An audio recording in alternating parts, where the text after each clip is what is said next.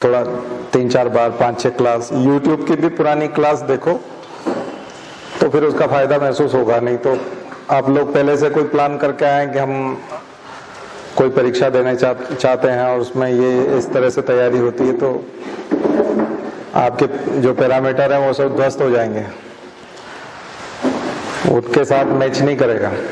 ठीक है, और मार्केट के साथ भी मैच नहीं करेगा, क्योंकि मार्केट में सीधा सीधा बेवकूफ बनाया जाता है।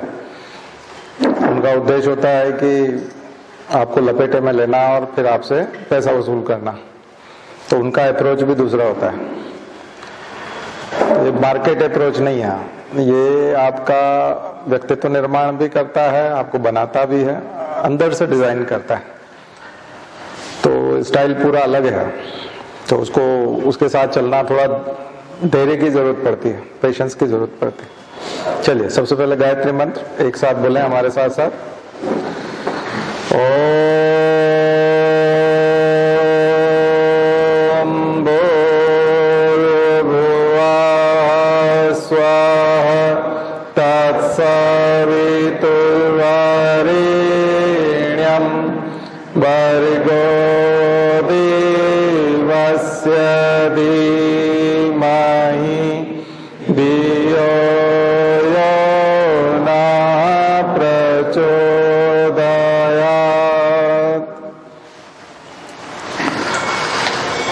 तो हम पढ़ रहे थे कि मॉडर्न हिस्ट्री से हम लोगों ने क्या क्या पाया, क्या क्या सीखा। तो आज हम चलेंगे सबसे इंपॉर्टेंट पॉइंट पर, संविधान। मॉडर्न हिस्ट्री से हमको जो सबसे जबरदस्त चीज मिली वो है कॉन्स्टिट्यूशन, संविधान मिला। तो हमने बहुत सारे एंगल देखे, कुछ यूट्यूब पे आप वीडियो देख रहे हैं अभी जो हमने अपलोड किया, हमारी जो फुल क्लास होती है, जो हमारी पेड क्लास है उसके वीडियो हमने उस पर अपलोड किए हैं, उनको भी आप देखिए। उसमें हमने अप्रोच बताए क्वेश्चंस के, तो उससे भी आपको कुछ लाभ मिलेगा। आज हम बात करेंगे कि आखिर हमको संविधान मिला कैसे और उसकी क्या प्रक्रिया थी। तो बहुत ज्यादा अगर आप अति विस्तार में देखें पूरी तरह से, तो कॉन्स्टिट्यूशन केवल मॉडर्न हिस्ट्री से नहीं मिला। अगर हम कहें कि हमने कॉपी किया है कॉन्स्टिट्यूशन को कई कंट्रीज से, तो कोई दिक्कत नहीं, हाँ कॉपी किया है। लेकिन जो देश कॉन्स्टिट्यूशन पहले बना पाए, भारत से पहले कॉन्स्टिट्यूशन जिन लोगों ने बना लिया, उन्होंने कॉन्स्टिट्यूशन को कहां से पाया, आखिर वो कहां से लेके आए कॉन्स्टिट्यूशन। तो कॉन्स्टिट्यूशन क्या होता है और कानून क्या होता है, दो अलग चीज है, विधान और संविधान। एक होता है विधान मतलब लॉ, एक होता है संविधान। ठीक है, कॉन्स्टिट्यूशन। तो लॉ और कॉन्स्टिट्यूशन में क्या अंतर है? तो कॉन्स्टिट्यूशन परमानेंट नेचर का होता है, यूनिवर्सल नेचर का होता है। कॉन्स्टिट्यूशन का नेचर कैसा होता है? परमानेंट होता है, यूनिवर्सल होता है, और वो एक बड़ा सोशल कॉन्ट्रैक्ट है, लीगल सोशल कॉन्ट्रैक्ट। तो कानूनी समझौता है, ये बहुत बड़ा व्यापक समझौता है कानूनी समझौता। और जो कानून होते हैं वो स्पेसिफिक हो सकते हैं, एंडेमिक हो सकते हैं, और किसी छोटे टारगेट के लिए हो सकते हैं, किसी एक पर्पज के लिए हो सकते हैं, निश्चित उद्देश्य के लिए हो सकते हैं। तो उसका उद्देश्य छोटा होता है कानून का। इसलिए हमारे कानून बनाने वाली संस्था को हम लोग विधान मंडल कहते हैं, जो राज्यों में विधानसभा कहलाती है और केंद्र में लोकसभा कहलाती है। तो संघ की लोकसभा और हमारे यहाँ पर विधानसभा, उसकी सहयोगी संस्था राज्यसभा। ठीक है, और कई कई जगह पर विधान परिषद, जहां बाइकैमेरियल लेजिस्लेशन है वहां पर कैसा है, विधान परिषद, राज्यसभा की तरह विधान परिषद।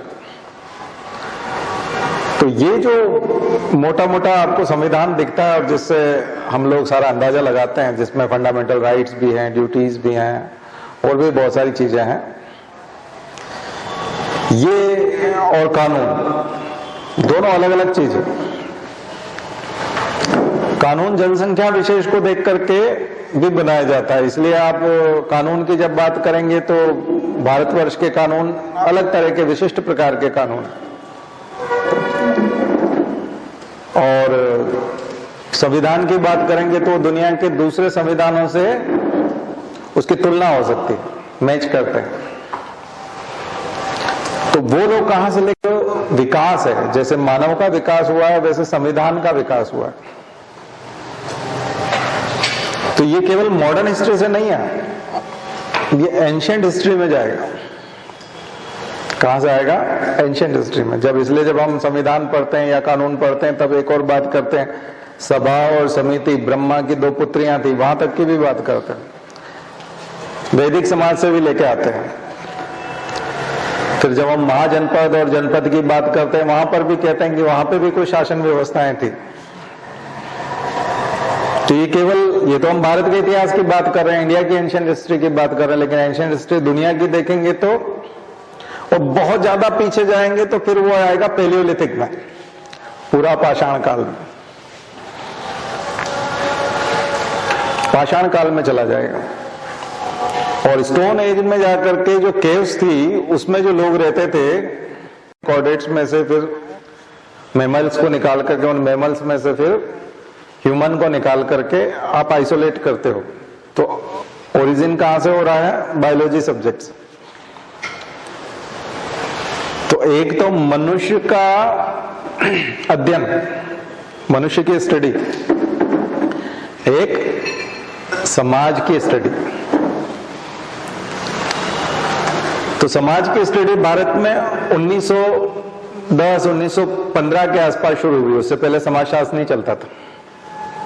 1910-1915 के आसपास समाजशास्त्र शुरू हुआ, और सौभाग्य से वो मध्य प्रदेश में ही सागर में शुरू हुआ। तो भारत में समाजशास्त्र की शुरुआत एक तरह से मध्य प्रदेश में हुई, श्यामाचरण दुबे। तो आप एंथ्रोपोलॉजी की शुरुआत उससे पहले हो गई। भारत में अध्ययन के तौर पे एंथ्रोपोलॉजी मानव विज्ञान। अभी मैं संविधान आपको बताऊं या कानून बताऊं उससे पहले हम ये देखें कि आखिर ये कौन कौन से सब्जेक्ट से मैच कर रहा है, तो एक दृष्टि व्यापक हो जाएगी आपकी। व्यापक दृष्टि तैयार करनी पड़ेगी सोचने समझने की। तो एक तो बायोलॉजी सब्जेक्ट आपको एनिमल साइंस देता है, एनिमल साइंस में से आप इंसान को निकाल के लाते हो, फिर इंसान का विकास देखते हो कि इंसान इतना विकसित कैसे हुआ, फिर एक इंसान दूसरे इंसान से कोऑर्डिनेट करता है, कम्युनिकेट करता है, कोऑपरेट करता है, क्योंकि वो एक सोशल एनिमल है। इसलिए उसको केवल एनिमल नहीं बोला, एरिस्टोटल ने क्या बोला? Social animal. तो 2 सब्जेक्ट तो यही हो गए, एनिमल साइंस प्लस सोशियोलॉजी, क्योंकि सोशल एनिमल। इंटरेक्शन जरूरी है, दोनों के बीच इंटरेक्शन बहुत जरूरी है, इंसान और इंसान के बीच इंटरेक्शन बहुत जरूरी है। तो यूनिट्स आप पढ़ते हो, अलग अलग टाइप की यूनिट्स पढ़ते हो। फैमिली एक यूनिट है, सोसाइटी बड़ी हो जाएगी तो कम्युनिटी, फैमिली के बाद वो किसी कम्युनिटी का हिस्सा होगा। वो विलेज कम्युनिटी हो सकती है, अर्बन कम्युनिटी हो सकती है, एग्रेरियन कम्युनिटी हो सकती है, इंडस्ट्रियल कम्युनिटी हो सकती है, सरकारी नौकरी वाली कम्युनिटी हो सकती है। तो अलग अलग तरह की कम्युनिटी है। ये सारी स्टडी आप समाज में पढ़ते हो। और प्योर ह्यूमन साइंस अगर आप पढ़ते हो तो उसको बोलते हैं anthropology, study of human and human behaviour. वो क्या हो जाएगा? हालांकि बिहेवियर फिर साइकोलॉजी में चला जाएगा, इसलिए बिहेवियर नहीं कहेंगे, लेकिन इंटरेक्शंस, स्टडी ऑफ इंटरेक्शंस, अंतर संबंधों का अध्ययन। क्योंकि इसके बिना यदि आप कानून समझोगे तो फिर आप गालियां देने लग जाओगे संविधान बनाने वाले लोगों को, या गांधी को, या नेहरू को, या राजेंद्र प्रसाद को। आप अंदाजा नहीं लगा सकते उस चीज का, उसकी गंभीरता का अंदाजा नहीं लगा सकते हैं। इसीलिए तो हम बदलाव नहीं कर पाते। अभी हमारे यहाँ गृह मंत्री ने कहा, मध्य प्रदेश में नरोत्तम मिश्रा ने, कि हम वो शब्दावली बदलेंगे जो मुगलों के टाइम की, कल मैं पढ़ रहा था, पुलिस स्टेशन में जो मुगलों के टाइम की टर्मिनोलॉजी चलती है, अभी भी चलती है ना, ये हवालात है, ये सूबेदार है, ये सब उनके जमाने के, मुगलों के टाइम के। अब हम बदलेंगे, कब सोच रहे हैं? 2021 में। 1860 से चल रहा है, 1870 के बाद अब सोच रहे हैं, तो बहुत लेट नहीं हो गया? 150 साल बाद हम विचार कर रहे हैं कि अब हमको टर्मिनोलॉजी चेंज करनी चाहिए। तो इतने दिन क्या कर रहे थे भाई? चलो नेहरू चेंज नहीं कर पाए, 1965 तक देश आजाद हुए 15 ही साल हुए थे, लेकिन बाद के लोगों को तो चेंज करना था, कांग्रेस वालों को करना था। कांग्रेस का शासन बहुत समय रहा। चलो 2021 में ही कर लो। अभी तो उन्होंने बोला है, मंशा जाहिर की है कि हम चेंज करेंगे, देखते हैं कितने दिन में चेंज कर लेते हैं। और वो जो नए टर्म्स हैं वो फिर व्यवहार में आ जाएंगे क्या? आपने देखा कई चीजों के नाम बन गए, जैसे साइकिल का नाम बन गया द्विचक्र वाहिनी हिंदी में, लेकिन कितने लोगों ने द्विचक्र वाहिनी बोलना शुरू किया? किसी ने बोलना शुरू किया क्या? तो आप टर्म चाहे बना लो, लेकिन वो व्यवहार में भी आएगा कि नहीं? लोग उसको स्वीकार भी करेंगे कि नहीं? इसलिए मैं तो आपको बोलता हूँ, कई सारे IAS IPS सब एक से एक IITN IIM से पता नहीं कहाँ से पढ़ के IAS IPS बनते हैं, और फिर बाद में वहां जाकर के वही बोलते हैं, सूबेदार साहब, हाँ नायब साहब आप इधर आओ, नाजिर कहाँ गया, ये कहाँ, तुम ये लिखो वो लिखो, इसका खात्मा कर दो। यूं नहीं, ऐसे नहीं बोलते किसको, बोले इसका खात्मा करो। यही लैंग्वेज यूज करते हैं, चाहे वो IAS हो IPS हो, इंग्लिश मीडियम भी हो और IITN भी हो, चाहे जो हो, आप जाके वहां यही सब शुरू कर देते हो। आप लोगों को तो, इन लोगों को तो चेंज करना चाहिए था ना अभी तक। तो अब एक गृह मंत्री हिम्मत कर रहे हैं, वो भी हिंदू राष्ट्र के एक सपने के साथ कर रहे हैं कि कम से कम हम अपनी इनकी भाषा तो चेंज करें। लेकिन हम क्या क्या भाषा चेंज करेंगे, कौन कौन सी खाने पीने की चीजें चेंज करेंगे, कौन कौन से कपड़े चेंज करेंगे? एंथ्रोपोलॉजी ये सिखाता है, मानव विज्ञान ये बताता है कि हम क्या बदलेंगे। ये तो विकास के दौरान बना है और सब लोगों ने कंट्रीब्यूट किया है। तो मुसलमानों का बहुत सारा कंट्रीब्यूशन है, जलेबी से लेकर के तमाम प्रकार की मिठाइयाँ, सारी तरह की जो मिठाइयाँ हैं, उसमें केवल पेड़ा और 1-2 मिठाई है बस, लड्डू मोदक जो है वो हिंदू मिठाइयाँ हैं, बाकी तो सारी तो सेक्युलर मिठाइयाँ हमारी। मिठाइयों में भी सेक्युलरिज्म है, कपड़ों में भी सेक्युलरिज्म है। तो ये विकास के दौरान आई है सारी चीजें समाज की। इतने लंबे विकास के दौरान पता नहीं कितने लोगों ने कंट्रीब्यूट किया। वैदिक समाज का इसलिए धूमिल होता गया क्योंकि बीच में बहुत समय तक हम गुलाम रहे, मुसलमानों के गुलाम रहे, अंग्रेजों के गुलाम रहे, तो अंग्रेजी आ गई। अंग्रेजी भाषा बहुत ज्यादा है, इंग्लिश में बहुत ज्यादा काम होता है, हम बदल ही नहीं पाए अभी तक। जो नेता बात हिंदी की करते हैं उनके सबके बच्चे इंग्लिश में पढ़ते हैं, बल्कि इंडिया में भी नहीं पढ़ते, विदेशों में पढ़ते हैं और बढ़िया यूनिवर्सिटी में पढ़ते हैं। तो जिसको अपने बच्चे का करियर बर्बाद करना हो, उसका जो पक्का दुश्मन होगा वो हिंदी मीडियम में भर्ती कराएगा ना उसको। जो अपने बच्चे का सीधा सा दुश्मन है, यानी उससे बदला लेना है कि ये मेरे घर में पैदा हुआ, मतलब मैं इसका सत्यानाश करूंगा, तो वही हिंदी मीडियम में रखेगा, क्योंकि करियर तो बनना नहीं है उससे। बहुत दिक्कत वाली बात है, और उसका करियर दन दन करके वो बढ़ जाएगा।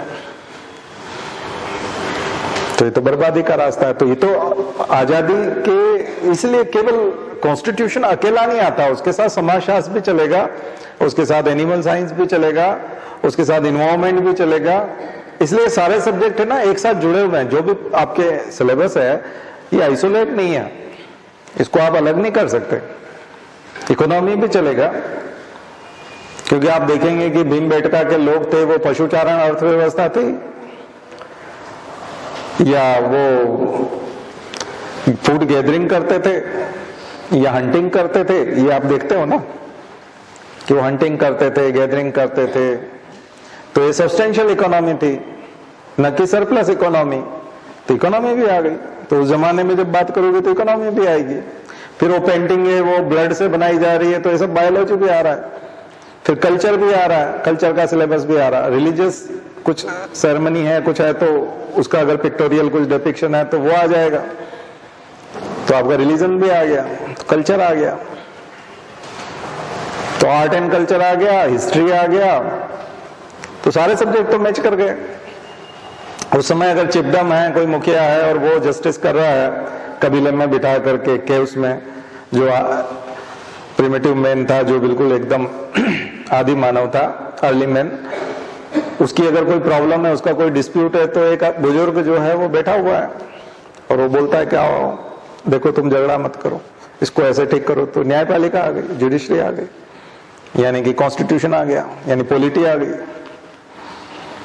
तो अगर पॉलिटी ओरिजिन कर रहा है, सोशियोलॉजी ओरिजिन कर रहा है, इकोनॉमिक्स ओरिजिन कर रहा है, वहां पर सारे सब्जेक्ट तो निकल करके आ रहे हैं।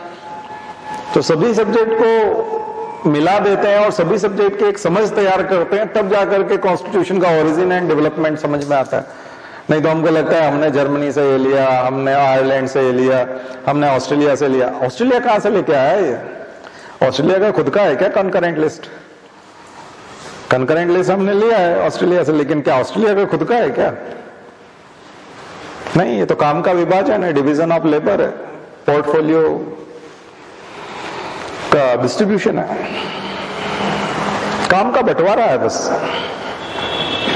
तो समाज में काम का बंटवारा तो जाति प्रथा में भी देखने को मिलता है। जब जाति प्रथा आई थी तो वर्ण व्यवस्था से जब जाति प्रथा बनी थी तो क्या हुआ था? काम का ही तो बंटवारा हुआ था।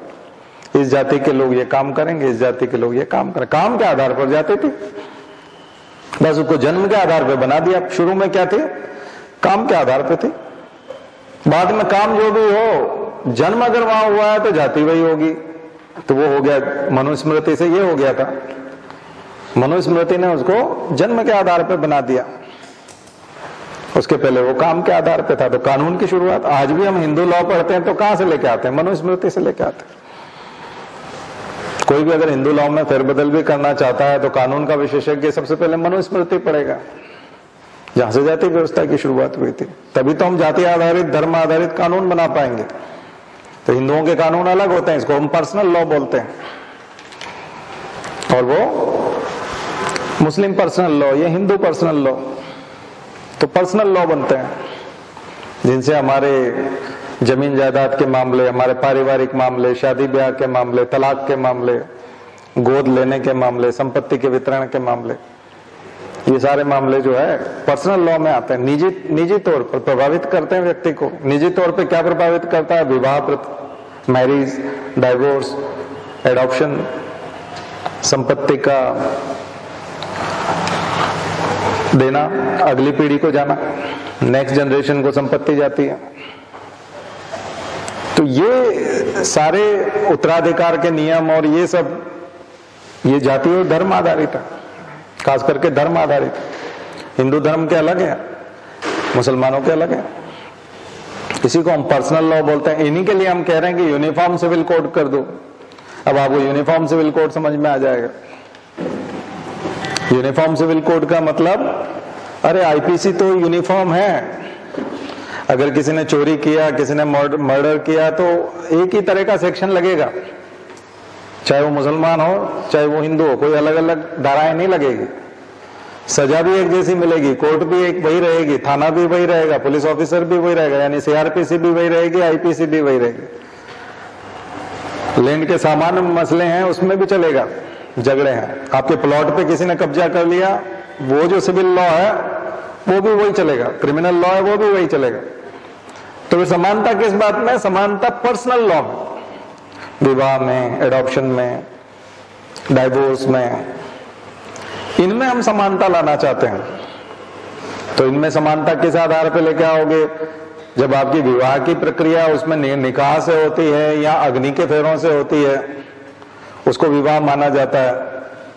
तो फिर किसी को भी अपना सेक्रीफाइस करना पड़ेगा तरीके को, कि कल से हम अग्नि का फेरा लेकर के विवाह करेंगे, अब हम निकाह नहीं करेंगे, यानी उसको निकाह नहीं कहेंगे, हम भी विवाह संस्कार बोलेंगे उसको।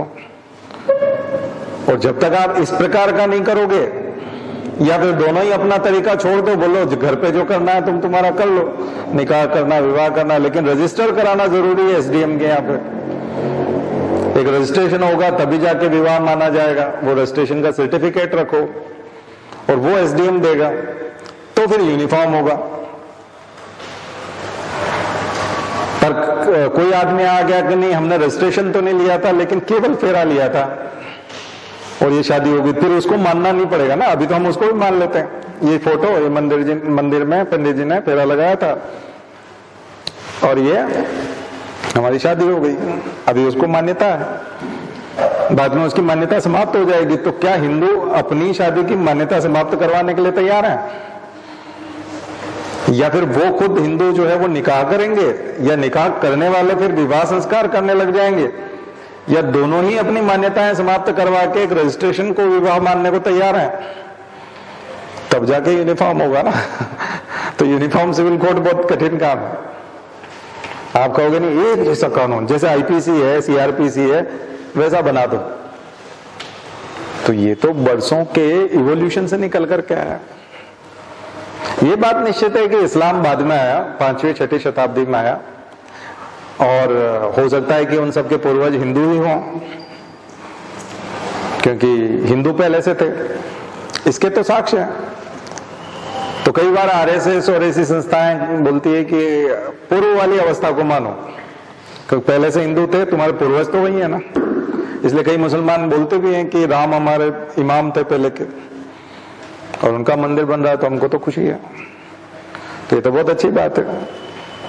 तो फिर हिंदू जिस तरह से भगवान राम ने सीता से जिस पद्धति से शादी की, फिर अपने इमाम की तरह शादी कर लो, तो ये तो बहुत कहते हैं आप हमारा धर्म नष्ट कर रहे हो। जबकि कॉन्स्टिट्यूशन में वादा किया गया है कि सेक्युलरिज्म रहेगा, धर्मनिरपेक्षता रहेगी, राज्य को इससे कोई लेना देना नहीं होगा। यही बात बाल गंगाधर तिलक भी करते थे अंग्रेजों के सामने। तो आप लोग समझ रहे हो ना कि विधान बनाना बहुत टफ काम है। कॉन्स्टिट्यूशन बनाना बिल्कुल अलग चीज है। कॉन्स्टिट्यूशन बहुत ब्रॉड कंसेप्ट है, व्यापक तरीके से वो कानून होता है। लेकिन जो निजी कानून है वो निजी है ही इसलिए क्योंकि वो धर्म विषय से संबंध रखते हैं, इसलिए वो निजी है। तो धर्म को तिलांजलि देने का काम हो रहा है क्या? नहीं, बल्कि और उसको तो और स्ट्रांग किया जा रहा है। धर्म के प्रति फीलिंग्स जो है कम हो रही है, बढ़ रही है। हम जब पढ़ते थे हमारे समय में धर्म के प्रति इतनी फीलिंग नहीं थी जितनी इन दिनों में है, क्योंकि वो इलेक्शन का एक पार्ट हो गया, इलेक्शन में यूज होने लग गया, तब से वो बहुत ज्यादा उसका महत्व बढ़ गया। ऐसे समय में उसको कोई डाइल्यूट करेगा क्या? बहुत मुश्किल है। तो फिर यूनिफॉर्म सिविल कोड कैसे बनेगा? यूनिफॉर्म सिविल कोड का मतलब ये है कि ये जो बीच में आप वहां खड़े हो 10 किलोमीटर, आप वहां खड़े हो 10 किलोमीटर तक, ये 0 है, यहां दोनों आ जाएंगे, इसको बोलते हैं यूनिफॉर्म, एक जैसा। दोनों एक जगह पे जब आ जाएंगे तो 0 हो जाएगा। अभी 20 किलोमीटर की दूरी है, कोई बीच में खड़ा व्यक्ति बोलेगा कि मेरे से वो 10 किलोमीटर उधर है, इधर वाला बोलेगा मेरे से 10 किलोमीटर वो इधर है। तो बीच वाले को कहां जाना पड़ेगा?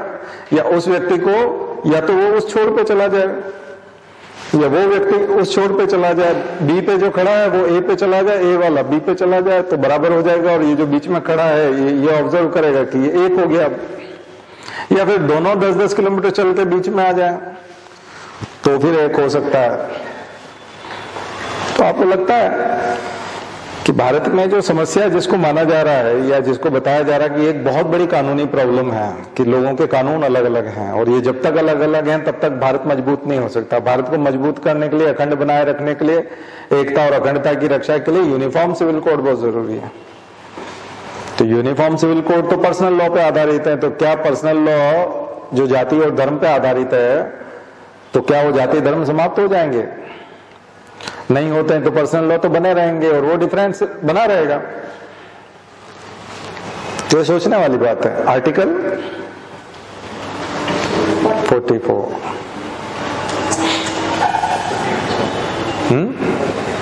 ठीक है, uniform civil code, common civil code भी बोलते हैं उसको। तो ये तो मैंने एक एग्जांपल दिया कि ये इतनी विभिन्न, अब ये इसके पीछे क्या है? इसके पीछे एंथ्रोपोलॉजी है, एथनिसिटी है, इसके पीछे एंथ्रोपोलॉजी और पूरा धर्म का विकास है, और मानवीय व्यवहार भी है, और इकोनॉमिक्स भी है। इकोनॉमिक्स इसलिए क्योंकि धर्म विशेष के साथ काम धंधे भी जुड़े हुए हैं, इकोनॉमी भी जुड़ी हुई। ठीक है। और इकोनॉमी जैसे एग्रेरियन सोसाइटी है, तो किसान, ठीक है, किसान हर जाति का व्यक्ति किसान है, लेकिन अगर आप मोटे तौर पे देखोगे तो किसान अपने आप में एक जाति है, क्योंकि उसका काम करने का एक निश्चित तरीका है, जीवन जीने का एक तरीका है।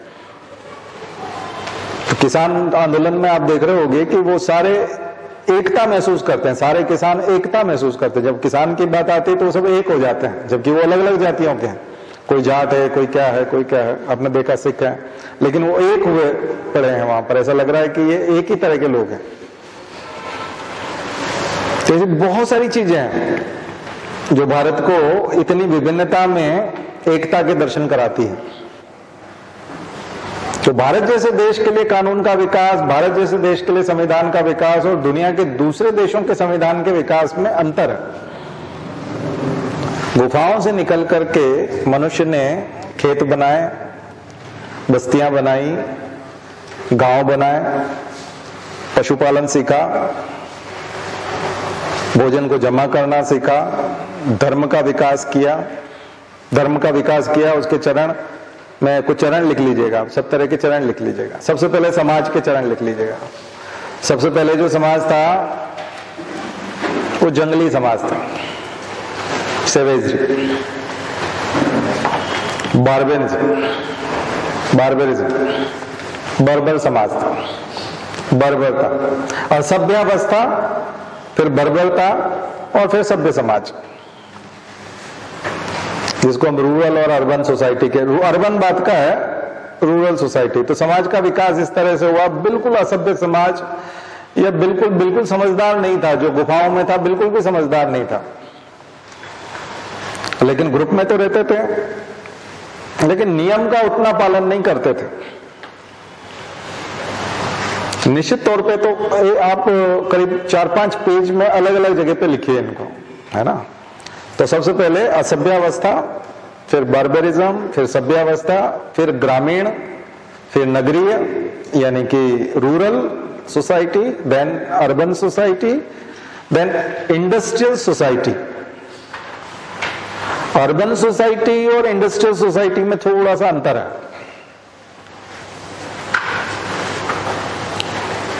आप मंडी द्वीप जाएंगे तो वो इंडस्ट्रियल सोसाइटी है, आप अरेरा कॉलोनी में जाएंगे तो वो अर्बन सोसाइटी है, और आप एमपी नगर में आएंगे तो एक पोस्ट इंडस्ट्रियल सोसाइटी। आ गया समझ में? कुछ अंतर समझ में आ गया आपको? एमपी नगर में जो पूरा मार्केट है वहां पर आपको ऑफिसेज दिखेंगे, प्रोडक्शन होते हुए नहीं दिखेगा, मैन्युफैक्चरिंग नहीं दिखेगा। क्या दिखेंगे? ऑफिसेज दिखेंगे, जहां से सेल हो रहा है, जहां कलेक्शन हो रहा है, जहां बैंक्स हैं, जहां लोगों के पैसे जमा हो रहे हैं, ट्रांजैक्शंस हो रहे हैं, फोन आते हैं, ऑर्डर बुक होते हैं। सप्लाई यहां से नहीं होती, सप्लाई कहां से होती है? फैक्ट्री से होती है, लेकिन ऑर्डर यहां बुक होता है, फोन कॉल यहां आता है, और जो कार्गो है वो वहां से लोड होता है, कार्गो वहां से जाता है, लेकिन बुकिंग यहां होती है। ये कहलाता है पोस्ट इंडस्ट्रियल सोसाइटी। अब कुछ कंट्रीज हैं वो पोस्ट इंडस्ट्रियल होगा, अमेरिका धीरे धीरे पोस्ट इंडस्ट्रियल हो रहा है। अब न्यूयॉर्क को आप देखोगे तो न्यूयॉर्क पूरा का पूरा पोस्ट इंडस्ट्रियल सोसाइटी में चला गया। लॉस एंजलिस और ये खास करके जहां गूगल के, माइक्रोसॉफ्ट के और सिलिकॉन वैली पूरी तरह से पोस्ट इंडस्ट्रियल है, बल्कि सिलिकॉन वैली तो पोस्ट इंडस्ट्रियल से भी बाद की बात हो जाएगी। और जब हम मेटावर्स और इनकी बात करेंगे, और ये जब साइंस एंड टेक्नोलॉजी में 4.0 की जब हम बात करेंगे, तो वो और एडवांस स्टेज, डिजिटल से भी और सिलिकॉन वैली से भी और एडवांस स्टेज होगी। तो समाज बदल रहा है, निरंतर रूप से बदल रहा है। तो समाज कहां से शुरू हुआ था, कहां पहुंचा, एक चीज। दूसरे नंबर पे लिखिए परिवार और विवाह। तो जो सेवेजरी है, जहां आप असभ्यावस्था देख रहे हैं, सबसे पहले वहां पर पॉलीगेमस फैमिली थी, फैमिली नहीं थी, पॉलीगेमस ग्रुप्स, बहुविवाह होते थे, बहुत सारी महिलाएं, बहुत सारे पुरुष, कौन किसका पति, कौन किसकी पत्नी नहीं पता, ग्रुप मैरिजेस, समूह विवाह और पॉलीगेमी। पॉलीएंड्रस, पॉलीगेमस, इस टाइप के ग्रुप्स होते थे। फिर बाद में ग्रुप्स, सिलेक्टिव ग्रुप्स हुए, चयनात्मक ग्रुप हुए कि नहीं ये ग्रुप की महिलाएं पुरुष एक साथ रहेंगे, एक गुफा में रहेंगे, दूसरे ग्रुप दूसरी जगह रहेंगे, आपस में कभी मिलेंगे नहीं, सेक्सुअल इंटरेक्शन उनका नहीं होगा। ये जो ग्रुप, ये उसका फिर विकास हुआ। और देन बाद में फाइनली ये हुआ कि फैमिली होगी, एक परिवार बनेगा जिसमें पति होगा और फिर वो उसकी पत्नी होगी।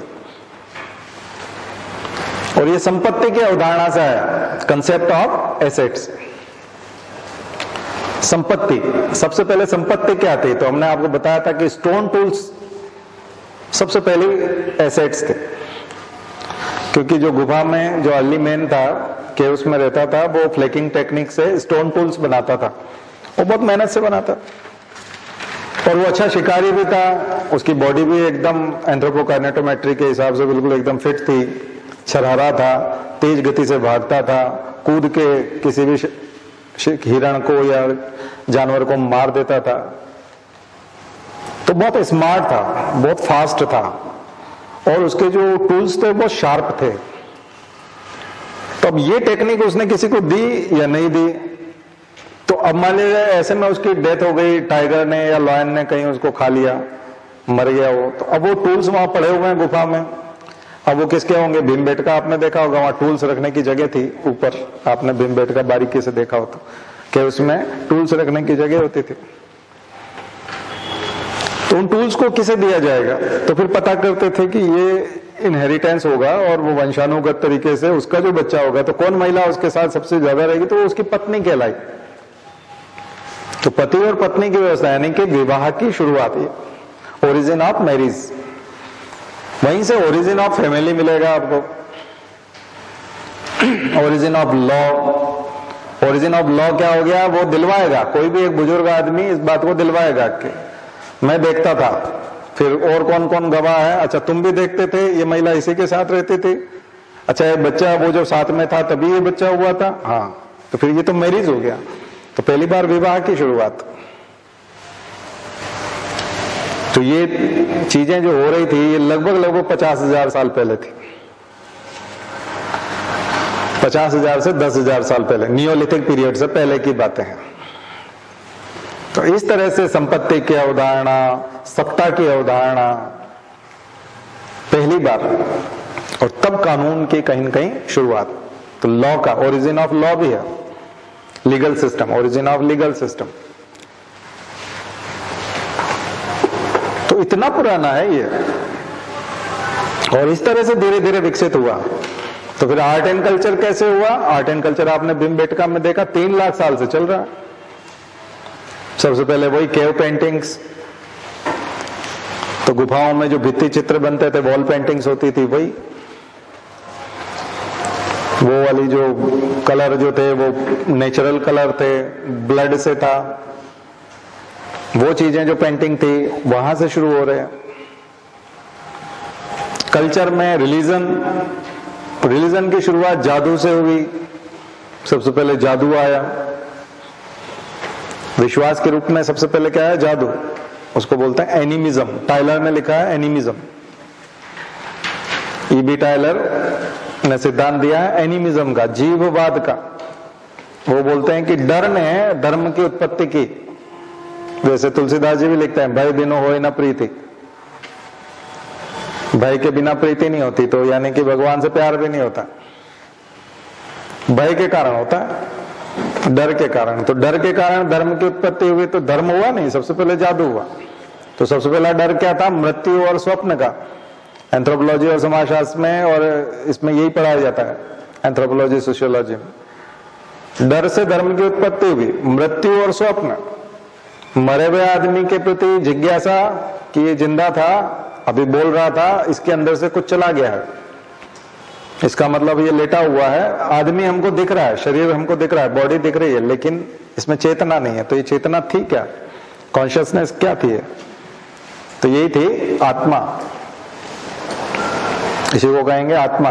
तो आत्मा चली गई, आत्मावाद, इसको आत्मावाद भी बोलते हैं। जीववाद को, एनिमिज्म को क्या कहते हैं? आत्मावाद। टाइलर ने दिया और स्वप्न आया तो आदमी डर गया, ये स्वप्न, मैं तो सोया हुआ था लेकिन मुझे बहुत कुछ दिख रहा था, तो ये दिखा क्या था, ये क्या चीज है, तो उसे डर लगा। तो फिर वो कुछ यत्न करने लगा इसी प्रकार के, पूजा पाठ तो नहीं कह सकते उसको, पूजा पाठ की शुरुआत तो बाद में हुई, लेकिन उसको ऐसे प्रयत्न कह सकते हैं, उसको डर को समझने की कोशिश करना और उसकी तुलना करना, तो वो था जादू।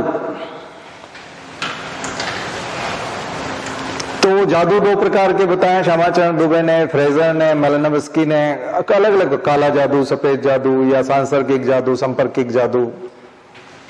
कुछ जादू ऐसे थे जो नकल करते थे, इस प्रकार की नकल करना कि जैसे बादल गरज रहे हैं, बारिश होने वाली है, तो उन्होंने पत्थरों को लुढ़काया, पहाड़ पे से पत्थरों को लुढ़काया तो गड़गड़ाहट हुई पत्थरों को लुढ़काने से, तो ऐसा लगा जैसे अगर हमने पत्थर लुढ़का है तो फिर उससे बारिश होगी, तो ये तो ठीक वैसा काम होगा। तो ये जनजातियां खास करके आज भी मानती हैं, ट्राइब्स।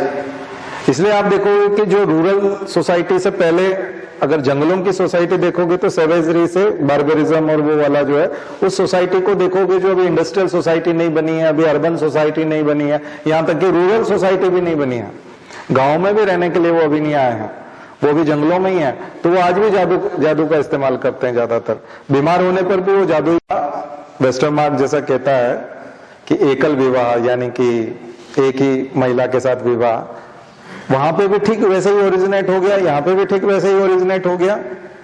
तो मैं आपको जो बता रहा था कि जादू जब धर्म में बदला, तो क्या ठीक ऐसा भी, ये भी एक संयोग था। तो ये इतने मामलों में कोइंसिडेंट होना बड़ा मुश्किल है। इसका मतलब डिफ्यूजन हुआ है। क्या हुआ है? डिफ्यूजन, प्रसार हुआ है। एक जगह की कल्चर, इसको बोलेंगे कल्चरल डिफ्यूजनिज्म, इसको बोलेंगे सांस्कृतिक प्रसारवाद। सांस्कृतिक प्रसारवाद यानी कि कल्चर ओरिजिन हुई किसी एक जगह पर, देन डेवलप हुई, और फिर नेबर ने क्या किया, जो नेबर थे उन्होंने उसको कॉपी किया, और फिर वो पेस्ट हुआ। कॉपी पेस्ट होते होते पूरी दुनिया में फैल गया, एडॉप्शन आ गया। तो इस तरह से एडाप्टेशन आया, ये एडॉप्शन आया, और इसको बोलेंगे प्रसारवाद।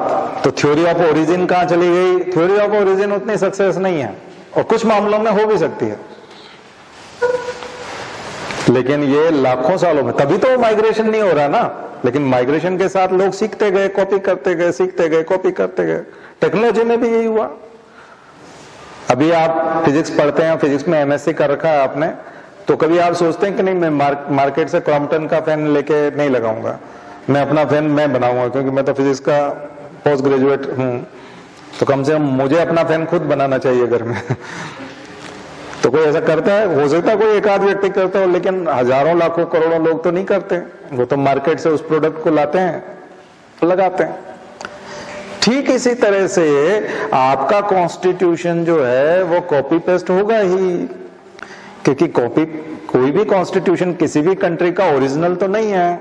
उसने भी इतने लाखों सालों में गुफाओं के समय से विकास करते करते ये कानून बनाए हैं, ये नियम बनाए हैं, ये सामाजिक समझौते बनाए हैं। तो ये तो एक सोशल कॉन्ट्रैक्ट है, और ये तो पूरी ह्यूमैनिटी का है, पूरी मानवता का है, मानव समाज का है। ये किसी एक देश का थोड़ी हो सकता है। ठीक है, वहां के कानून के जानकार लोगों ने उसको कंपाइलेशन किया, तो ये कंपाइलेशन हो सकता है वहां के लोगों का, कि उसको कंपाइल किया उन्होंने, उसको जोड़ा, एडिटिंग की उसमें, लेकिन वो उसका ओरिजिनल डॉक्यूमेंट है और वो मौलिक प्रति है, ये तो नहीं कह सकते ना कि वो मौलिक प्रति है। इसलिए हम लोगों ने, तो आपको समझ में है हमारा कॉन्स्टिट्यूशन कहां से आया। हमारा कॉन्स्टिट्यूशन केवल मॉडर्न हिस्ट्री से नहीं आया, हमारा कॉन्स्टिट्यूशन एंशिएंट हिस्ट्री से भी आया, हमारा कॉन्स्टिट्यूशन मिडिवल से भी आया। उसमें मुगलों का भी कंट्रीब्यूशन है, उसमें अंग्रेजों का भी कंट्रीब्यूशन, हमारे यहाँ जितनी तरह के कल्चर बाहर से इन्वेडिंग जो हुए उन सब का कंट्रीब्यूशन है, अर्ली मैन से लेके अभी तक के जितने भी मनुष्य है। इसलिए उससे परहेज करना कि नहीं हम हमारा कॉन्स्टिट्यूशन ओरिजिनल बनाएंगे, ये बिल्कुल 100% ओरिजिनल होगा, ये किसी की कॉपी नहीं होगी, ये पॉसिबल नहीं है, ये बेवकूफी होगी। उसमें इंडस्ट्रियल भी कंट्रीब्यूट करेगा, उसमें आर्य भी करेंगे, अनार्य भी करेंगे, बाहर से आने वाले लोग भी करेंगे, यहाँ के जो ओरिजिनल लोग थे वो भी करेंगे। इसलिए हम ट्राइबल कल्चर को भी लेंगे। ट्राइबल से हमने इन्वायरमेंट की जो सारी चीजें, वाइल्ड लाइफ एक्ट, ये वो, मनुष्य का एनिमल्स के साथ, पेड़ के साथ जो नाटा, ये टोटेमिज्म, इसको क्या बोलते हैं, टोटमवाद, हमने कहां से लिया? मैन नेचर स्पिरिट कॉम्प्लेक्स कहां से आया? टोटमवाद से, टोटेमिज्म। ये भी टाइलर का है। टोटमवाद क्या होता है? किसी भी पौधे में, प्राणी में आत्मा का निवास मानना कि मेरे पूर्वजों की आत्मा उसमें निवास करती है, इसलिए ये मेरे लिए एक सेक्रेड प्लांट है, सेक्रेड एनिमल है, ये पवित्र पशु और पौधा है, मैं इसको नहीं मारूंगा, इसको नहीं खाऊंगा। तो परहेज करता है। गोत्र का एक पशु होगा या उसकी गोत्र का एक कोई पौधा होगा कि ये मेरी गोत्र का पौधा है, ये मेरी गोत्र का पशु है, हम सब कुछ खाएंगे लेकिन इसको नहीं खाएंगे। तो ये तो कंजर्वेशन हो गया, वाइल्ड लाइफ कंजर्वेशन हो गया। तो इकोलॉजिकल कंजर्वेशन की जो भावना है वो यहीं से तो आई है। तो वाइल्ड लाइफ एक्ट आया, चाहे इन्वायरमेंट प्रोटेक्शन एक्ट आया, तो उसमें तो आपने आदिवासियों से कॉपी किया है ना ये मेथड।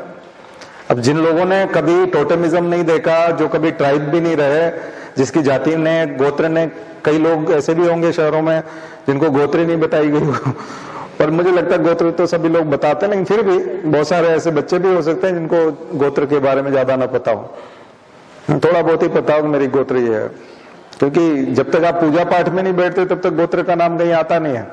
तो वो जो संकल्प लेते हैं हम लोग हवन करने से पहले, उसी में गोत्र का नाम आता है। तो अधिकांश लोगों को तो गोत्र का नाम वहीं से पता चलता है, या फिर शादी ब्याह के समय में पता चलता है।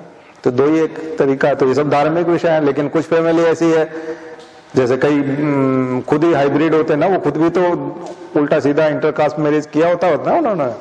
हाँ, मनुष्य होते हैं लेकिन अभी जो आप कल्चर देखोगे कि जिसके घर में दो धर्मों के लोग हैं या दो जातियों के लोग हैं, माता अलग के, उसके वहां तो फिर गोत्र का वैसे ही मामला खत्म हो जाता है, क्योंकि वो तो हाइब्रिड हो गया पहले। तो वो तो इसलिए जो शहरी अर्बन सोसाइटी और इंडस्ट्रियल सोसाइटी, उसमें ये सब चीजें डाइल्यूट हो जाती है धीरे धीरे। और जैसे जैसे टेक्नोलॉजी आएगी और ये चीजें होंगी, ये सब चीजें डाइल्यूट होती जाएंगी। ठीक है। तो कॉन्स्टिट्यूशन का इंपॉर्टेंस बहुत, क्योंकि कॉन्स्टिट्यूशन एक सेक्युलर डॉक्यूमेंट है, वो धर्म और जाति के आधार पर नहीं बनाया गया। कॉन्स्टिट्यूशन को पूरे को पढ़ोगे तो उसमें लिखा रहता है सब जगह कि डिस्क्रिमिनेशन किसी भी लेवल पे नहीं किया जाएगा। हर आर्टिकल का एक ही मीनिंग निकल। कई लोग बोलते हैं सेक्युलरिज्म आपने इंदिरा गांधी ने प्रीएम्बल में डाल दिया है और इन्होंने ये सेक्युलर कीड़े हैं। कई लोग सेक्युलर को बहुत गाली देते हैं, ये सेक्युलर कीड़े हैं, इन सेक्युलरों को समझाओ। ऐसा सोशल मीडिया पे ऐसा रहता है ना, बहुत भयंकर गालियां पड़ती हैं। तो भाई वो तो लिख दिया उन्होंने, प्रीएम्बल में तो जोड़ दिया सेक्युलरिज्म, चलो धर्मनिरपेक्षता और ये सब है ना। वर्ड नहीं, धर्मनिरपेक्षता नहीं जोड़ा था शायद, सेक्युलरिज्म पहले से था ना कि जोड़ा था क्या? हाँ, एक धर्मनिरपेक्ष जोड़ा था, एक और अखंडता जोड़ा था, और एक समाजवाद जोड़ा था। हाँ। अब ये जो सेक्युलरिज्म जोड़ने की जो आरोप लगता है, अब मत जोड़िए।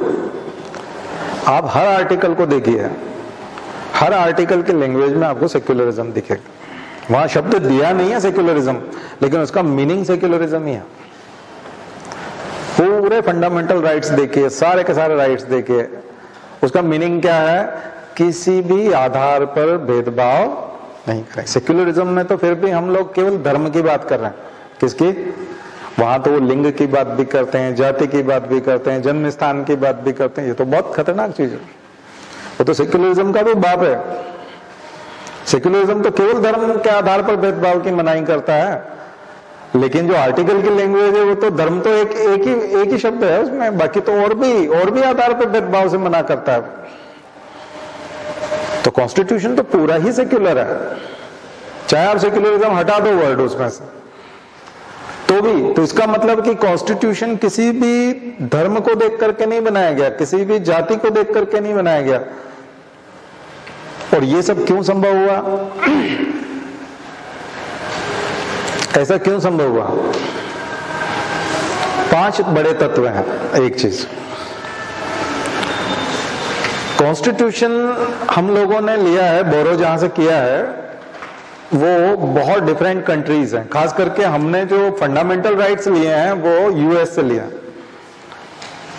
और यूएस अपने आप में बिल्कुल नया डी नोवो था। डी नोवो उसको बोलते हैं जो बिल्कुल एक नया कंट्री बनता है। जो पुराना यूएस है, जिनमें रेड इंडियंस थे और वहां के जो एबोरिजिन्स थे, वो तो पता नहीं कौन थे क्या थे, उनके तो आज भी कोई बहुत ज्यादा अहमियत नहीं है। बाहर से लोग आए और वो 13 कॉलोनीज और वो उनका बनना ईस्टर्न कोस्ट पे, और वो बिल्कुल एक नया कंट्री बना, और सभी विदेशी थे देखा जाए तो। वो सभी, जैसे कि भारत में भी आर्य आए, वैसे वहां पर यूएस में जाने वाले जो लोग हैं वो सारे के सारे नए थे। 250 साल से ज्यादा का इतिहास नहीं है।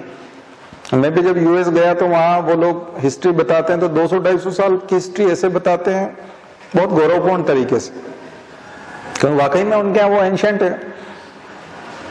तो वो है, जबकि हमारे यहाँ तो मतलब कोई 1000-1500 साल से नीचे बात ही नहीं करता मतलब कुछ भी कंस्ट्रक्शन होता है तो बहुत मामूली चीज है।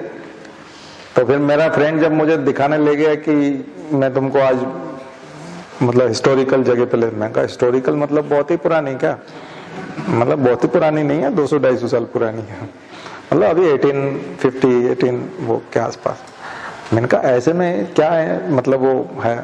तो जब वो लिखा तो पुराना एक कोर्ट था जो फांसी की सजा भी देते थे उस समय में, और वो था तो वो वहां जाके खड़ा कर दिया, बहुत पुरानी सी बिल्डिंग। मैं कहा ऐसी तो हमारे यहाँ पे भी बहुत है। मेरा शहर भी, मैं नीमच से आता हूँ तो वहाँ सीआरपीएफ था, और वहां पर ऐसी बहुत सारी बिल्डिंग्स हैं जो 1857 में, क्योंकि वहाँ क्रांति भी हुई थी, और वहाँ बहुत सारे ऐसे मॉन्यूमेंट। हम तो इससे ज्यादा पुराने तो हमारे गाँव में देख लेते हैं तो ये इतना बड़ा वो नहीं है। बोले नहीं, अगर तुमको रियल देखना है, रियल हिस्ट्री, रियल एंशिएंट देखना है तो फिर यूरोप जाओ। मैंने कहा वहां पे भी कितना पुराना होगा? बोले वहां 1500 साल पुराना मिल जाएगा, वहां करीब 1800 साल पुराना मिल जाएगा। कुछ कुछ ऐसी चीजें हैं जो 1800 साल, क्योंकि हम मेघना घाटा की बात करते हैं तो 1200-1300 में जाते हैं, या फिर हम लोग और एंशिएंट में जाएं तो कि कुछ लोग आए थे उधर से यात्री, और कितने हमें हिस्ट्री में यात्री पढ़ते थे कि यात्री वहां से आया था, ये यात्री वहां से आया था। तो वहां के कुछ शहर हैं जो बहुत पुराने हो सकते हैं, पर वो भी उतना नहीं, हमारे यहाँ तो और ज्यादा। और अगर हम गुफरकाल और उसकी बात करें, या फिर हम तो जहाँ रहते हैं वो सबसे पुराना है, 3 लाख साल पुराना भीमबेटका। इससे बढ़िया शहर और कहाँ होगा ठीक है। इससे फिर अफ्रीका से कंपटीशन है सीधा, बीच में यूरोप और अमेरिका और वो तो ऑस्ट्रेलिया, और वहां तो कुछ मिलता ही नहीं है। हम तो सबसे नजदीक में रहते हैं उसके। और उससे पहले देखें तो अशोक यहाँ बना गए विदिशा में, सांची।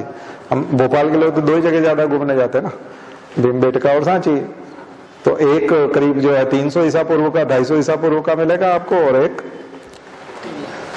3 लाख साल से लेकर के 50,000 साल तक लगातार बसावट की आपको एविडेंस मिल जाएंगे, प्रमाण मिल जाएंगे। तो इससे पुरानी हिस्ट्री और क्या हो सकती है? ये कोई हिस्ट्री है 200-250 साल वाली? हाँ, मतलब हम तो लाखों करोड़ों में बात करते हैं, है ना। क्योंकि फिर तो ये जो चीज है वहां से, पर वो लोग चूंकि डी नोवो थे और बिल्कुल नया देश थे और सब बाहर से आए थे, और सबसे बड़ी चीज है डाइवर्सिटी थी। क्या थी? भिन्नताएं बहुत थी। इसलिए उन्होंने क्या बनाया? Fundamental rights. ये हमने फंडामेंटल राइट्स कॉपी किए हैं उनसे, पूरे ज्यों की त्यों किए कि स्वतंत्रता होगी। और स्वतंत्रता मैंने महसूस की, मैंने वहां पे महसूस की, सो वाकई में फ्रीडम है, वाकई में फ्रीडम है। हमको लगता बोले कि ऐसी जांच होती है, वैसी होती है, ये होता है, वहां पर बहुत रेस्ट्रिक्शंस हैं, ये हैं। नहीं, कोई रेस्ट्रिक्शंस नहीं है। हमको लगता है नियम बना दिए गए हैं, एयर टिकट पे कई जगह लिखा रहता है, इंस्ट्रक्शंस में कई जगह लिखा रहता है, वीजा पॉलिसी में लिखा रहता है, पासपोर्ट पे कई जगह कुछ निर्देश होते हैं, या फॉरेन ट्रेवल के जो आप निर्देश देखोगे तो वो बड़े भयावह और डरावने से लगेंगे, लेकिन वहां जब आप महसूस करोगे तो कुछ भी नहीं है। वहां आप महसूस करोगे तो कोई सिंगल व्यक्ति आपका ना तो सूटकेस चेक कर रहा है, ना वो ये पूछ रहा है कि आप कितने डॉलर लेके आए हो, कैश में कितने लेके आए हो, ये कहाँ है, वो कहाँ है। पूछताछ नाम की कोई चीज नहीं। आप पूरा यूएस घुमाओ, कोई नहीं पूछेगा कि आप क्या कर रहे हो, क्या खरीद रहे हो। कुछ नहीं है। मैंने बताया था ना, मैंने कहा वहाँ स्टूडेंट कंसेशन में मैं अपने आप को पीएचडी स्टूडेंट बताता था और हूँ भी, और मैं उसी सिलसिले में गया भी था, लेकिन मुझसे आईडी नहीं मांगा गया। मेरे पास आईडी था भी नहीं, वो यहाँ का था, इंडिया का, वहां का मैं आईडी नहीं बना पाया, बना नहीं था।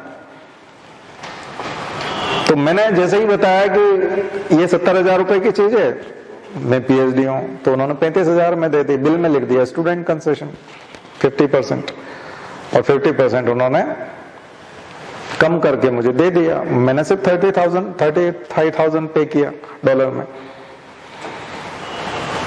तो इसके लिए मुझसे मांगा जाना चाहिए ना कि आप बताओ कि आप कौन से स्टूडेंट हो, कौन से कॉलेज में, कौन सी यूनिवर्सिटी में हो, प्रूफ बताओ, उस पर सील होनी चाहिए, सिग्नेचर होना चाहिए, वैलिड होना चाहिए, वैलिडिटी होनी चाहिए, लेकिन कुछ नहीं है। इसका मतलब फेथ है, ट्रस्ट है, विश्वास है, ये है फ्रीडम। वो आपको संदेह की नजर से नहीं देखता, आपको संदिग्ध नहीं मानता, आप झूठ बोल रहे हो उसकी कोई वेरिफिकेशन नहीं करता, क्रॉस चेक नहीं करता। तो ये तो फ्रीडम का कितना ऊंचा लेवल है। हमारे यहाँ भारत में बोलते थे ना, ताले नहीं लगते थे सतयुग में है ना, बोलते थे ना, तो सतयुग है। अगर आपको अभी का सतयुग देखना है, जो आप पढ़ते हो, कल्पना करते हो, तो सतयुग देखना, यूएस चले जाओ, आपको सतयुग लगेगा। तभी तो सारा पढ़ा लिखा आदमी जो शायद सा है, थोड़ा सा भी इस टाइप का बच्चा है, जो भीड़ में लड़ना नहीं जानता, जिसको धक्का मुक्की नहीं आती, जो घुसे नहीं चला सकता, जो झूठ नहीं बोल सकता, जो प्रपंच नहीं कर सकता, जो चोरी नहीं कर सकता, इस टाइप का जिसका सीधा सीधा बच्चा है, अगर उसको कोई गाली भी दे दे तो हो सकता है वो रो दे और मम्मी को आके कहे उसने मुझे आज गाली दी। ऐसे बहुत सारे बच्चे हैं, लेकिन पढ़ने में बहुत होशियार हैं। ऐसे सारे बच्चे अपना करियर वहां बनाते हैं, और पराग बनाया ना वो लड़का ट्विटर वाला, ऐसे बन जाते हैं। वो माइक्रोसॉफ्ट के सत्या नडेला हो जाते हैं, वो गूगल संभालने वाले लोग हो जाते हैं, वो सारी इतने ऊंचे पहुंच जाते हैं जो बच्चा इंडिया में सक्सेस ही नहीं हो पाता। क्योंकि यहाँ का जो कल्चर है, यहाँ कई बच्चे जो है वो कई सारे आईएएस हैं, वो अपने बच्चों का फ्यूचर आईएएस के रूप में देखते ही नहीं है। वो बोलते हैं मैं तो, मेरे पिताजी ने तो मुझे गांव में पढ़ाया, हम लोग तो जब भी आते थे किसी को ठोक के आते थे स्कूल से, हाँ, और कॉलेज में भी हम सबसे बड़े वो थे गुंडे, और फिर जब कंपटीशन की बात आई तो हमने जम के तैयारी की, आईएएस हो गए। अब यहाँ हम सबको ठोक के चलते हैं, उसके बावजूद हमको दिक्कत आती है। अब मेरा बच्चा तो छोटी छोटी बात पर रो देता है, कल से वो आईएएस बनेगा तो कैसे सरवाइव करेगा? उसको तो कोई मंत्री कह देगा तेरे में अकल नहीं है, इतने में तो रिजाइन दे देगा, है ना। तो ये तो इंडिया तो मतलब बहुत खतरनाक जगह है, बहुत खतरनाक जगह। आप कहोगे इंडिया की बुराई कर रहे हैं, मतलब इंडिया ऐसा नहीं। आप देखो सर्वाइव करना कितना मुश्किल है, यहाँ पर आगे कैसे बढ़ोगे? कितना झूठ है, हमारे मंत्री कितने चोर हैं, एक से एक उचक के। मंत्री कौन बनता है, विधायक कौन बनता है? जो उचक का होता है। आपके क्लास में जो सबसे उचक का टाइप का होता है, बाद में विधायक वही बनता है ना, कि पढ़ने लिखने वाला बच्चा बनता है। कौन बनता है? जो क्लास में नहीं आता, एक गमछा डाल के बैठा रहता है बाहर, 4-5 लड़के बिल्कुल एकदम आवारागर्दी करने वाले, लड़कियों को छेड़ने वाले, औंधे सीधे काम करना, उल्टी सीधी शेप वाली बाइक लेके आते हैं सीधी सीधी बाइक भी आती है ना, वो नहीं लाते, उल्टी सीधी लाते हैं, खुली जीप लाएंगे। या एक लड़का तो मैंने देखा, नेता हमारे टाइम वाला, ट्रैक्टर लेके आता था, वो ट्रैक्टर पे बिठा लेता 4-5 लड़कों को। तो राहुल गांधी जब चला रहा था मुझे वैसे ही लग रहा था पूरा। मैं कहा ये तो वो और नाम के आगे भी चौधरी लिखता था, आगे पहले लिखता था वो चौधरी लोग सरनेम जो है बाद में लगाते हैं पीछे, उसका प्रीफिक्स था चौधरी। हमने कहा ये कौन सा तरीका है? हाँ, एक मकान पे कब्जा कर लिया उसने, एक मकान पे, वो दुबई में रहता था, उसका ऑनर, उसको पता चला है दुबई में रहता है, तो उसने खाली नहीं किया, किराया भेजना भी बंद कर दिया, अकाउंट में जमा करना भी बंद कर दिया।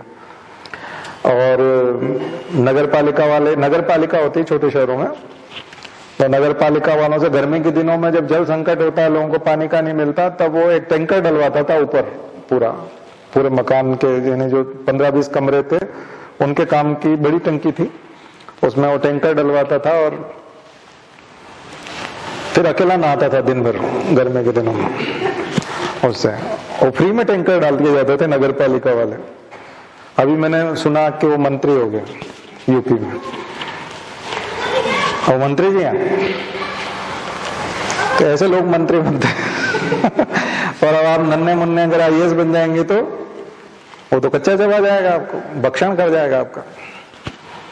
ऐसे लोगों को आपको डील करना आना चाहिए। तो कई आईएएस घबरा जाते हैं अपने बच्चों के भविष्य के लिए, तो वो लोग ऐसे बच्चों के भविष्य कहाँ देखते हैं? यूएस में देखते हैं, स्कैंडिनेवियन कंट्रीज में देखते हैं, जिनका ह्यूमन डेवलपमेंट इंडेक्स एकदम जबरदस्त जाता है, गिनी कोएफिशिएंट एकदम उस तरह से जाता है। सारे कर्व और इंडाइसेस कहाँ जाते हैं? बिल्कुल बेस्ट कंट्री में जाते हैं। इसीलिए तो आते हैं कि 1 से लेकर 10 तक कंट्री वाले कौन है, तो वही डेनमार्क, वही वाले मिलेंगे आपको, नॉर्वे, स्वीडन, वही वाले। क्या है?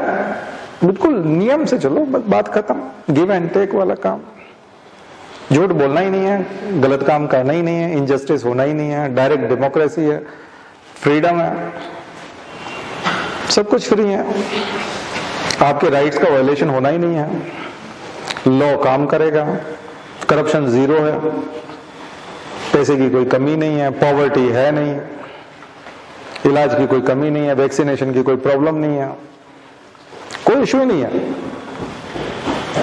तो कई लोग जो है अपने बच्चों का करियर ऐसे देशों में देखना चाहते हैं। कौन से ऐसे बच्चे? जिन्होंने जिंदगी में कभी कोई गलत काम नहीं किया या अभी सीखा नहीं। तो आईएएस को तो बड़ा शातिर होना पड़ेगा आपको, तो बिल्कुल मुझे लगता है आप सब तो एक सामान्य समाज से आते हो, तो आप लोगों ने तो सब ये लड़ाई झगड़े और ये सब देखे होंगे, और नहीं तो देख लो अभी टाइम है। ठीक है, कई मोहल्ले हैं जिनमें पड़ोसियों को भी सबक सिखाना पड़ता है, मारपीट करनी पड़ती है, गाली देनी पड़ती है, तो आपको सब आना चाहिए। अभी क्या ये एथिक्स का पेपर तो अपनी एक जगह है, लेकिन आपको सब कुछ आना चाहिए, तब जाकर के आप सरवाइव कर पाते हो। ये इंडिया है। इसलिए जो आपका कॉन्स्टिट्यूशन जो फंडामेंटल राइट्स देते हैं वो आइडियल है। आपको लगता है कोई फंडामेंटल राइट एक्सरसाइज होता होगा? आपको लगता है? एबोलिशमेंट ऑफ टाइटल और ये कहीं लगता है आपको? टाइटल यूज होते हैं कि नहीं होते? अभी किसी के घर के सामने पंडित लिखा हुआ नहीं देखा आपने?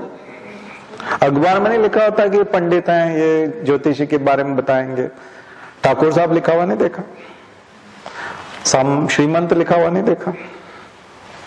तो 18 काम करता है क्या? आर्टिकल 18 काम करता है? अनटचेबिलिटी खत्म हो गई क्या? तो आर्टिकल 17 काम करता है क्या? रट्टू तोते जैसे आपने मीडिया नहीं देखा? तो फ्रीडम है क्या? सत्ता के खिलाफ बोलने की फ्रीडम है क्या? चैनल बंद नहीं हो जाएगा, ईडी नहीं पहुंचेगा, इनकम टैक्स नहीं जाएगा। तो 19 है क्या? एक्सरसाइज करते हुए देख रहे हैं क्या आप लोग? भारत में कहीं पे भी मकान दुकान कुछ भी कर सकते हैं। कश्मीर में ले लिए क्या 370 हटने के बाद? ले सकते हैं क्या? आतंकवादी भून रहे हैं ना वहां,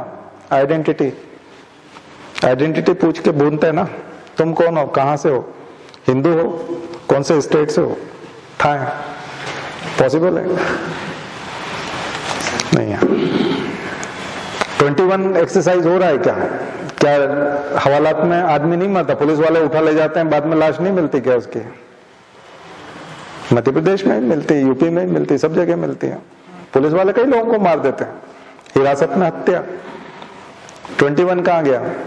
प्रदूषण की वजह से जो लोग मर जाएंगे, जिसको वैक्सीन नहीं लग पाई सरकार की कमी से, और वो अभी कोरोना में चल बसा दूसरी लहर में, उसके लिए सरकार जिम्मेदार नहीं है क्या? 10,000 लोग जो यहां मर गए थे गैस में, वो आर्टिकल 21 उनका क्या हुआ? तब भी तो आर्टिकल 21 था। एंडरसन पकड़ा गया क्या? तो कांग्रेस बीजेपी किसी ने नहीं निभाया, कोई भी पार्टी नहीं निभा पाती। फंडामेंटल राइट एक्सरसाइज हो ही नहीं सकते। मैंने अभी बताया ना, ये कहां हो सकते हैं? यूएस में हो सकते हैं। जिस कंट्री ने अपने लिए बनाए थे उसमें आज भी एक्सरसाइज होते हैं। हमारे यहाँ क्यों नहीं हो पाते? क्योंकि हमारी सोसाइटी उसके लिए तैयार नहीं है। तो अभी मैं आपको कल्चरल लेग बता रहा था, ये सोशल लेग है। ये क्या है? सोशल है। कानून तो हम बिल्कुल एक विकसित देश का ले आए, लेकिन सोसाइटी हमारी अभी उसके लिए तैयार आज भी नहीं है। 75 साल बाद भी नहीं है। स्वतंत्रता के 75 साल बाद भी हमारे देश का समाज अभी इन कानूनों को लागू करने के लिए तैयार नहीं है, उसकी मंशा नहीं है। तो संविधान लागू हुआ कहाँ? तो तो कंगना सही तो कहती है कि हम आजाद कहाँ हुए बिल्कुल सही बात है। 14 में बता रही हूँ, लेकिन मुझे लगता है अभी आजादी बाकी है, कॉन्स्टिट्यूशन और बाकी है, 26 जनवरी और बाकी, 15 अगस्त भी नहीं आया, अभी तो 26 जनवरी भी बाकी है। अभी तो हम सब गुलाम हैं कि हम अपनी इच्छा से वोट देते हैं कि किसी न किसी फैक्टर के कारण वोट देते हैं, फैक्टर के कारण वोट देते हैं ना। बिल्कुल स्वतंत्र होकर के वोट कौन देता है? हमारा उम्मीदवार हमको पसंद नहीं है तो हम उम्मीदवार को देखते हैं क्या? नहीं देखते हैं। हमको तो या तो शिवराज लाना है या फिर मोदी लाना है, इस वजह से वोट देते हैं। हम लोग हमारा कैंडिडेट थोड़ी देखते हैं। नहीं तो कौन जानता था आलोक संजर को? साध्वी को तो जानते हैं, लेकिन उनको कौन जानता था? आलोक संजर थे ना इससे पहले भोपाल के सांसद, उनको कौन जानता था सांसद बनने से पहले? लेकिन सबने वोट 2014 में किस आधार पे दिए थे? मोदी आएंगे, मनमोहन सिंह बोलता नहीं है मतलब 2 फैक्टर थे ना, एक वो बोलता नहीं है, एक बोलता है, तो बोलने वाले को देना चाहिए, ये फैक्टर था। तो आलोक संजर फैक्टर था कि आपने वोट आलोक संजर के नाम के आगे लगाया था या मोदी के नाम के आगे लगाया था? आलोक संजर के आगे लगाया था। लेकिन आलोक संजर को तो आप जानते नहीं हैं, फिर किस आधार पर लगाया था? तो फिर इसका मतलब है कि हमारा वोट भी स्वतंत्र नहीं है। तो हम लोग किसी भी चीज में पूरी तरह से स्वतंत्र नहीं है, उस तरह से नहीं है, हमारी सोच ही नहीं है, उस टाइप की सोच ही नहीं है। इसलिए कोई निर्दलीय कैंडिडेट बहुत अच्छा और वो खड़ा हो जाए तो हम जिताएंगे क्या उसको? नहीं जिताएंगे। लेकिन ये चीज आपको दिल्ली में देखने को मिलती है, वो बिल्कुल नई पार्टी को उन्होंने 3 बार जिता दिया। बेवकूफी होती है और एक बार होता तो एक बार कर लेते, लेकिन 3 बार, तो ये तो महाबेवकूफ है फिर वो तो। लेकिन उनकी अवेयरनेस बहुत ज्यादा है, वो फ्रीडम को, इंपॉर्टेंस को समझते हैं। लिटरेसी बहुत ज्यादा है, दिल्ली की लिटरेसी 90% से ऊपर है। अधिकांश लोग लिटरेट हैं, नौकरी पेशा है, उसके बावजूद वो ऐसी गलती कैसे करते हैं? वो आपको लगता है गलती करते हैं, लेकिन उनके हिसाब से वो सही निर्णय है। मेरे एक IAS मित्र ने बहुत पहले बताया था 2015 में कि मैं उनको ये कह रहा था कि भोपाल में भी अब ऐसा हो जाएगा। मैं अति उत्साह में बात कर रहा था क्योंकि उन दिनों में केजरीवाल एकदम राइज कर रहे थे 15 के आसपास, मतलब नाम उनका एकदम चरम पे था, तो ऐसे जादू टाइप, चमत्कार टाइप लगता था। हालांकि वैसा हुआ नहीं। 21 आने के बाद बहुत सारी निराशा आई और उनसे भी जो अपेक्षा थी केजरीवाल से वो पूरी नहीं हो रही। अब बहुत सारे लोगों का हो सकता है कि वहां से मन उचट जाए, लेकिन उस समय ऐसा लग रहा था। तो मैं ही उनको एक घटना सुना रहा था, मैंने आपको बताया भी था, शेयर भी किया था कि 1995 में जब मैं दिल्ली में बहुत सारा बड़ा बैग लेकर के जब उतरा था तो मैंने एक बस पकड़ी, तो किराया 8 रुपया था उसका, डेस्टिनेशन तक पहुंचने के लिए 8 रुपया लगना था। ऑटो वाले से मैंने पूछा था तो उसने 35 रुपये मांगे थे, तो मुझे लगा कि ये अच्छा सौदा है, 8 रुपये में पहुंच जाएंगे। तो मैं बस में जब चढ़ा तो मैंने 10 का नोट जब कंडक्टर को दिया तो कंडक्टर ने 2 रुपये वापस नहीं किए, तो कम से कम 20-25 लोगों ने तत्काल उसको टोका कि इनके 2 रुपये वापस करो। कई लोग देख रहे थे कि मैं 10 का नोट दे रहा हूं और वो 2 रुपया वापस नहीं दे रहा। और जब ये बात बहुत लोगों ने टोका और उसने नहीं दिए, उसको लगा कि ये नया आदमी है, पहली बार बस में चढ़ा है, क्योंकि मेरे पास बैग था बड़ा सा और मैं स्टेशन से निकल करके आया था, तो उनको लग गया बाहर का आदमी है, समझता नहीं 8 और 10 रुपए में। और मुझे इसलिए अच्छा लग रहा था क्योंकि मेरा 35 रुपया बच गया, एक तरह 25 रुपया बच गया, 10 रुपए में काम हो रहा था, तो मैं तो ये खुशी मना रहा था, मेरे को 2 रुपए की टेंशन नहीं थी। लेकिन उन लोगों को ये टेंशन थी, ये थी अवेयरनेस 1995 की, किसकी? दिल्ली की। इसको कहते हैं लिटरेसी, इसको कहते हैं अधिकारों के प्रति जागरूकता। और वो लोगों ने एक तरह से मुझे 2 रुपए दिलवा के माने। एक महिला लास्ट में जगह पड़ी, मैं तुमको कब से देख रही हूं, तुम इनके 2 रुपए वापस करते हो कि नहीं? अब मैं उतर रही हूं, तुम सबसे पहले दे दो। उसने दिलवाया, फिर वो उतरी। ऐसा भोपाल में होता है क्या?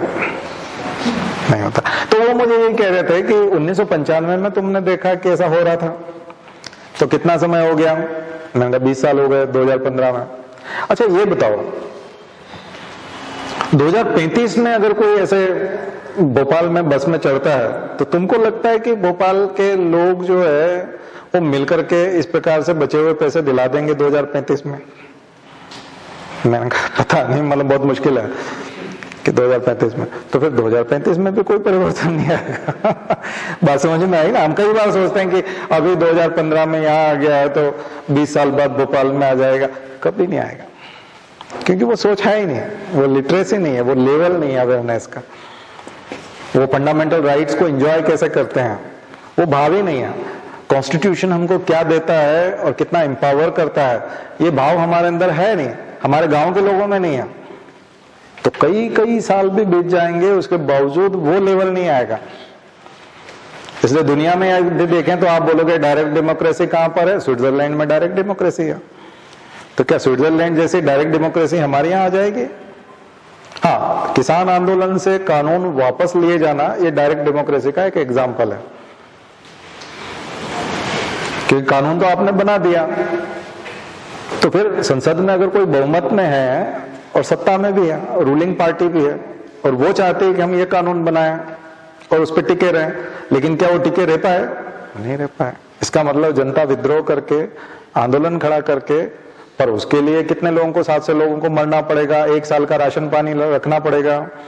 ये लोग तो सब आत्मनिर्भर थे, खुद के ट्रैक्टर थे, खुद का अनाज था, खुद का अपना खाना पीना उन्होंने कर लिया। मुझे नहीं लगता विदेशों से कोई फंडिंग की इनको जरूरत थी, क्योंकि ये लोग सारे सक्षम किसान थे, कोई जरूरत नहीं इनको। कई लोग बोलते हैं विदेशों से सारा संचालन हो रहा था, लेकिन ये लोग तो अपना खाना पीना खुद, ये तो पूरे देश का पेट भरते हैं अनाज उगा के, तो इनका पेट भरने के लिए किसी बाहर से, दुनिया के देशों से क्या लेना, मुझे नहीं लगता।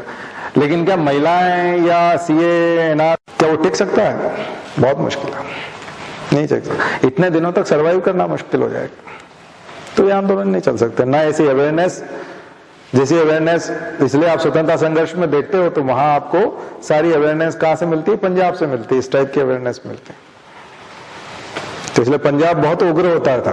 स्वतंत्रता संघर्ष में भी जो क्रांतिकारी आंदोलन है वो पंजाबी लोग जो थे, अजीत सिंह, भगत सिंह और ये जो पूरी टीम थी, उधम सिंह और ये, तो ये बहुत दिल पे चोट, घायल शेर की तरह घूमते थे, और ये लेवल था। तो ये जो है कॉन्स्टिट्यूशन, हम जहां से भी बोरो कर रहे हैं, जिससे भी कॉपी कर रहे हैं, उसके साथ साथ उसके जो नागरिक हैं उनका चरित्र और व्यवहार वो किस किस्म का है। वहां की जुडिशरी उनके खिलाफ जा सकती है, वहां की जुडिशरी उनके खिलाफ जा सकती है। किसके? राष्ट्रपति के खिलाफ जा सकती है। ट्रंप के खिलाफ चली गई थी, ट्रंप गया था, ट्रंप का फेवर किया क्या? नेशनलिज्म होता, और अमेरिका, उसने तो कहा make America great again, by America hi America. वो तो अमेरिका को बिल्कुल एकदम आदर्श और दुनिया का सिरमौर बनाना चाहता था, विश्व गुरु बनाना चाहता था। ऑलरेडी वो है लीडर, वर्ल्ड लीडर, लेकिन उसके बावजूद उसने कहा मैं बनाऊंगा, लेकिन कोर्ट ने तो सपोर्ट नहीं किया उसको। तो कोर्ट की जो सुप्रीमेसी और जो फ्रीडम है, जो यूएस में देखने को मिलती, वो हमारे यहां नहीं मिलेगी। लोकसभा अध्यक्ष का पद हमने लिया ब्रिटेन से। ब्रिटेन के लोकसभा अध्यक्ष ने उनके यहां की प्राइम मिनिस्टर के अगेंस्ट वोट करवा दी और खुद मान्य कर लिया। खुद की पार्टी के प्राइम मिनिस्टर के अगेंस्ट। कौन थी महिला? Theresa May. तो ब्रेग्जिट के मुद्दे पर थेरेसा मे के अगेंस्ट वोटिंग हुई, लोकसभा अध्यक्ष ने भी वोट किया और वोट करवाया और उसको रिजाइन देना पड़ा। रूलिंग पार्टी, अपनी ही पार्टी के सांसदों से। क्या भारत में ऐसा हो सकता है कि बीजेपी के सांसद जो है नरेंद्र मोदी को हटा दें और अविश्वास प्रस्ताव पारित हो जाए? संभव है? नहीं है। लेकिन हमने लोकसभा अध्यक्ष कहां से लिया? ब्रिटेन से लिया। इसलिए कॉपी करने मात्र से बात नहीं बनेगी। वो जो चरित्र और व्यवहार है संस्था को चलाने वाला, जिस संस्था को आप कॉपी कर रहे हो, जिस पोस्ट को आप कॉपी कर रहे हो, जिस लॉ को, रूल को आप कॉपी कर रहे हो, उसको वहां कैसे एक्सरसाइज किया जाता है प्योर फॉर्म में। दरअसल अंबेडकर उससे इंप्रेस थे, बीएन राव उससे इंप्रेस थे, और इसलिए वो कॉपी करने की इजाजत दी थी कि ये बेस्ट है, दुनिया में सबसे बेस्ट सिस्टम है, क्योंकि वो बहुत अच्छे से एक्सरसाइज होता है। वैसे लोग यहां नहीं है, इसलिए आपको कॉन्स्टिट्यूशन का डेवलपमेंट और कॉन्स्टिट्यूशन को बोरो करने वाली बात यहां से। इसलिए मैं आज थोड़ा सा मॉडर्न हिस्ट्री से मैंने पूरा एक अलग तरह से बेस बनाया। मुझे लगता है कुछ बैकग्राउंड बनाने में मैं कामयाब हुआ हूँगा और आपके दिमाग में कुछ नई चीज आएंगी। इसलिए इसके लिए कुछ बेसिक बुक्स पढ़िए। हमारा संविधान, सुभाष कश्यप, भारत के संविधान का विकास, भारत का संवैधानिक विकास, सुभाष कश्यप की किताब पढ़िए। हमारी संसद एक किताब है, हमारी संसद और पार्लियामेंट, वो सुभाष कश्यप की है, वो खरीदिए या पीडीएफ कहीं मिल जाता है तो उसको पढ़िए। तो ये आपकी समझ बढ़ाएंगे। ये मैंने कई किताबों का सार निकाल करके आपको बताया। तो चलिए, थोड़ा उद्देश्य तो मेरा कुछ दूसरे टाइप का लेक्चर का था, लेकिन वो थोड़ा मूव कर गया, लेकिन बहुत सारी चीजें आपको मिली होगी।